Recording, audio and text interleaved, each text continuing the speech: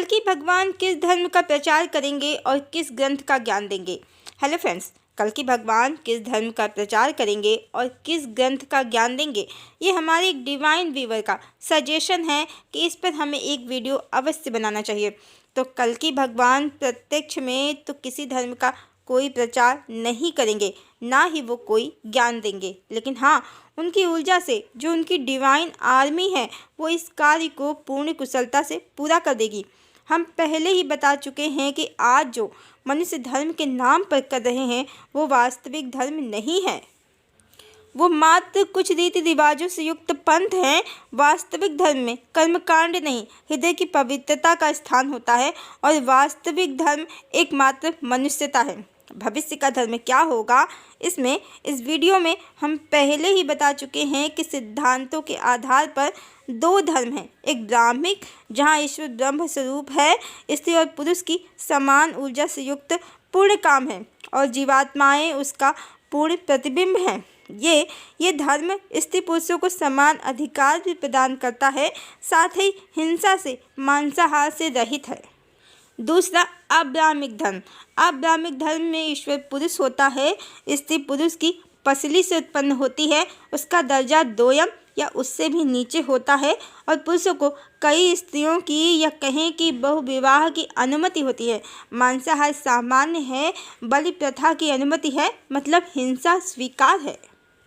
और इस तरह इस्लाम और ईसाई धर्म पूर्णतया अब्राह्मिक धर्म हैं जो मनुष्यता के पूर्णतया विपरीत हैं। इसके अतिरिक्त समाज में आज जो हिंदू हैं वो भी ईश्वर का ब्रह्म स्वरूप भूलकर भगवान को बहुपत्नीवादी बनाकर मांस मदिरा का सेवन कर रहे हैं और वो श्री राम कहीं या श्री कृष्ण हैं, वो अब्राह्मिक ही।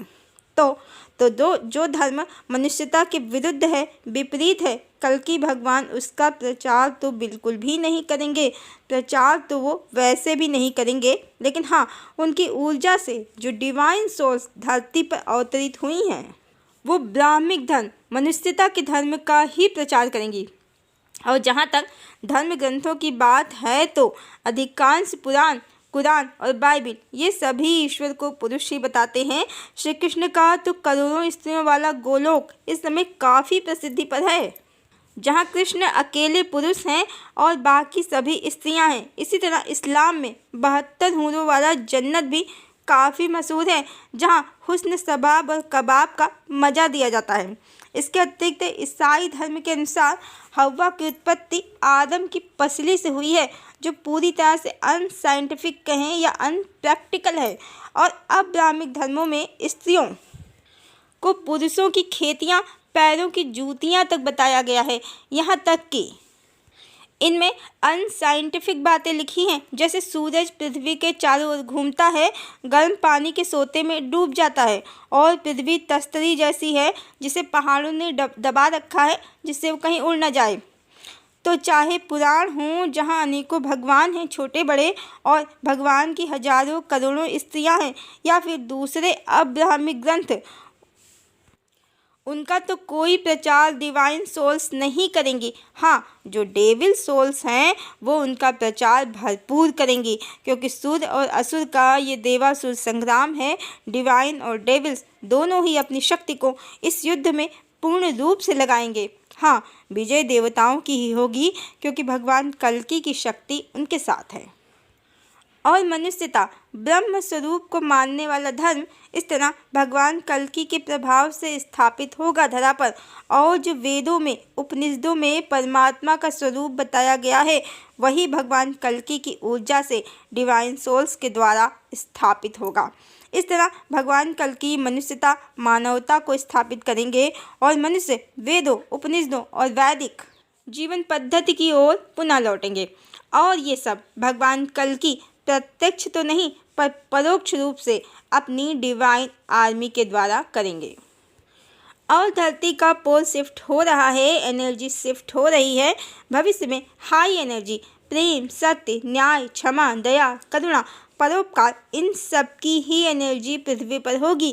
क्रोध, हिंसा, घृणा, पाप, अत्याचार की एनर्जी धरती की बढ़ी हुई एनर्जी में सर्वाइव भी नहीं कर पाएगी। और जो भी मनुष्य पाप, घृणा, हिंसा की ऊर्जा को कैरी करते होंगे, यानी आसुरी स्वभाव के होंगे, तो अगले 10 से 15 वर्षों में वो एनर्जी शिफ्ट के साथ ही इस धरती से बाहर स्वतः ही बाहर हो जाएंगे भगवान कल्कि की शक्ति और प्रभाव से, जिसका सीधा संबंध विश्व की जनसंख्या घट जाने की भविष्यवाणियों से ही है। चूँकि सन 2043 में पूर्ण सतयुग होगा ही होगा धरा पर, तो बचे 5 वर्षों में पूरी तरह से डिवाइन एनर्जी का धरती पर आधिपत्य हो जाएगा और डेमंस की एनर्जी इस धरती के काल चक्र से पूरे एक युग के लिए पूरी तरह से गायब हो जाएगी। और जब सतयुग समाप्त होगा तो त्रेता द्वापर से होते हुए अगले कलिकाल में फिर बढ़ जाएगी धर्म के घटते हुए चरण कहें या एनर्जी शिफ्ट जो लोअर होती जाएगी उसके साथ ही।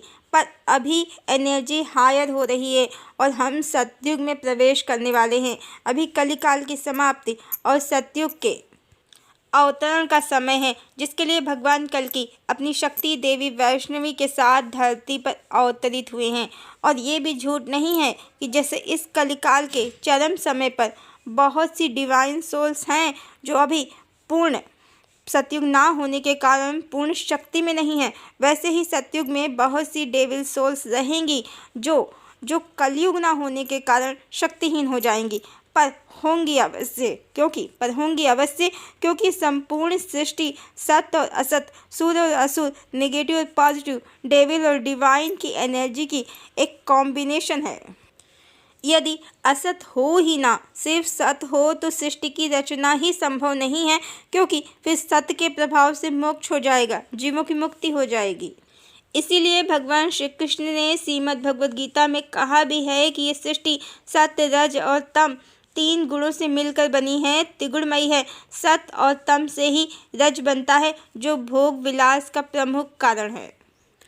तो इस तरह भगवान बहुत ही साइंटिफिक हाईटेक तरीके से सतयुग की स्थापना करेंगे, जिसे समझने के लिए 3D की नहीं 5D की आँखों की अर्थात अंतर्दृष्टि की आवश्यकता है।